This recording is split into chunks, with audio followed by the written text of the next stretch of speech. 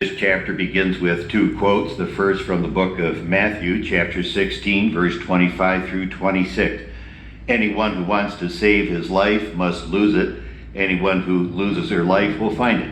What gain is there if you win the whole world and lose your very self? What can you offer in exchange for your one life? The other quote from Luke 14:26. If anyone comes to me and does not hate his father and mother, his wife and children, his brothers and sisters, yes, even his own life, he cannot be my disciple. Carl Jung said that so much unnecessary suffering comes into the world because people will not accept the legitimate suffering that comes from being human. In fact, he said neurotic behavior is usually the result of refusing that legitimate suffering.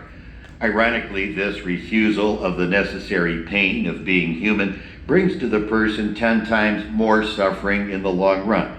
It is no surprise that the first and always unwelcome message in male initiation rites is, life is hard.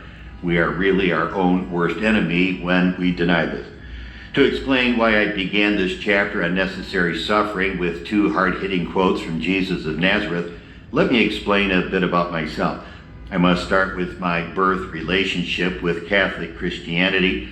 I presume that you know that I've been a priest for 40 years and a Franciscan for almost 50, because in many ways it has been the church that has taught me, in ways that it did not plan, the message of necessary suffering.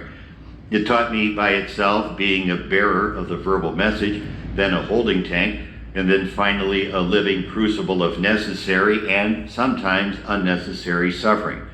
A crucible, as you know, is a vessel that holds molten metal in one place long enough to be purified and clarified.